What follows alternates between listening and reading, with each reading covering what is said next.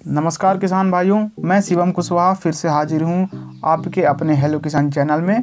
किसान भाइयों, आज हम बात करने वाले हैं गेहूं की फसल में पहले पानी पर कौन कौन से उर्वरक डालें जिनसे हमारे गेहूं की बढ़वार तथा गेहूं के कल्ले जो बनते हैं वो ज़्यादा से ज़्यादा बने। क्योंकि किसान भाइयों, जितने ज़्यादा हमारी फसल में कल्ले बनेंगे उतनी ही ज़्यादा बालियाँ आएंगी और उतनी ही ज़्यादा उपज होगी। इसलिए भाइयों, पहले पानी पर सभी किसान भाइयों को इस बात का ध्यान रखना चाहिए।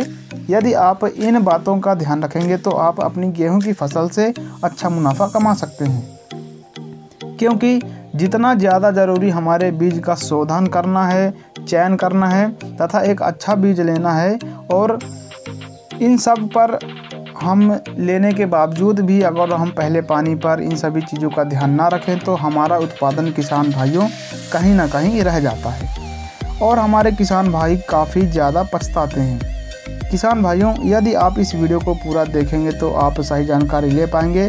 तो शुरू करते हैं आज का अपना टॉपिक, गेहूं की फसल में पहले पानी पर कौन कौन से उर्वरक डालें।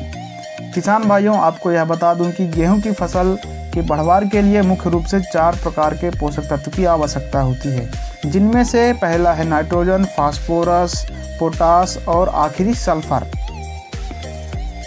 गेहूं की फसल के लिए इन 4 पोषक तत्वों की आवश्यकता पड़ती है। अक्सर हमारे किसान भाई पहले पानी की आवश्यकता होने पर उनमें विभिन्न प्रकार के खाद्य पोषक तत्व को डालने के लिए अलग अलग दुकानों पर जाते हैं और वो बेवजह परेशान रहते हैं। क्योंकि किसान भाइयों, आप तो पहले ही फसल के लिए आवश्यक पोषक तत्व डाल दिया है तो फिर फालतू में परेशान होने की ज़रूरत नहीं है। लेकिन जब आप दुकान वालों के पास जाएंगे तो वह विभिन्न प्रकार के उर्वरक डालने को आपको कहेगा और आप उसका प्रयोग भी कर लेंगे। लेकिन होगा क्या, आपने तो बुवाई के समय पहले ही पोषक तत्व डाल दिया है, फिर दोबारा डालने की क्या आवश्यकता। अधिकांश किसान भाई वही पोषक तत्व अपनी फसल में देते रहते हैं, जिनसे फसल में पोषक तत्व की अधिकता होने के कारण आपकी फसल में विभिन्न प्रकार के रोग से ग्रसित हो जाती है। इससे आपका खर्चा ज़्यादा भी हो जाता है और लाभ बहुत कम होता है। किसान भाइयों, एक बात का और ध्यान देना है कि जो गेहूं की पहली सिंचाई होती है उसका हमारे उत्पादन पर बहुत ज़्यादा फर्क पड़ता है। पहली सिंचाई हमें समय से करनी चाहिए। पहली सिंचाई आपको गेहूं की बुवाई के 21 से 25 दिन के अंदर कर देनी चाहिए, क्योंकि इन दिनों गेहूं में जड़ों का निर्माण होना प्रारंभ हो जाता है। अगर इन 21 से 25 दिनों में आप अपनी पानी नहीं देते हैं तो जड़ों का विकास नहीं होता है और आपकी फसल कमज़ोर हो जाती है। आप बात करते हैं कि पहली सिंचाई के समय हमें कौन कौन से पोषक तत्व अपनी फसल में डालना है। किसान भाइयों, आपने तो बुवाई के समय में ही 4 पोषक तत्वों को डाल दिया है और जो पोषक तत्व रह जाते हैं बुवाई के समय, उन पोषक तत्व को इस सिंचाई के साथ देना है और आप यह पहले ही दे चुके हैं तो इनको नहीं देना है। अब जानते हैं कि पहले पानी पर क्या क्या देना है। दोस्तों, पहले पानी पर यूरिया की आवश्यकता पड़ती है, क्योंकि इस समय हमारे गेहूं में तेज़ी से वृद्धि होती है। इसलिए इस समय हमें गेहूं की फसल को नाइट्रोजन ज़रूर देना चाहिए।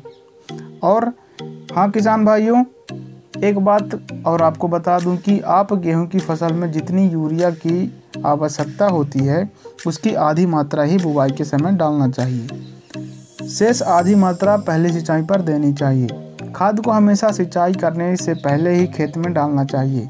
यदि आप सिंचाई के बाद डालते हैं तो मिट्टी गीली होने की वजह से खाद डालने में परेशानी होती है और यदि पानी सूख जाता है तो आपकी खाद जो है खेतों में यूं ही पड़ी रहेगी और वह आपके पौधों को नहीं मिलेगी। इसलिए खाद का उपयोग हमेशा सिंचाई से पहले ही करना चाहिए। एक बात आपको और ध्यान देनी है कि आप इस समय सल्फर का प्रयोग ज़रूर करें अपनी फसल में, क्योंकि सल्फर से दानों का विकास ठीक ढंग से होता है और आपको इस समय दानेदार सल्फर 8 से 10 किलोग्राम की मात्रा प्रति एकड़ प्रयोग कर सकते हैं।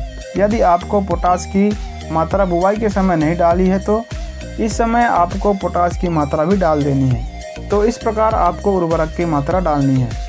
किसान भाइयों, यदि आप इन सभी बातों का ध्यान रखते हैं तो आपको किसी से भी पूछने की आवश्यकता नहीं पड़ेगी। इतना सब कुछ आप करते हैं तो आपकी गेहूं की बढ़वार तथा टिलरिंग यानी कि जो कल्ले बनते हैं अच्छे से बनेंगे और उपज भी अच्छी आएगी। किसान भाइयों, यह वीडियो आपको अच्छी लगे तो वीडियो को लाइक करें, हेलो किसान चैनल को सब्सक्राइब करें तथा इस वीडियो को अपने सभी किसान भाइयों को शेयर करें। धन्यवाद।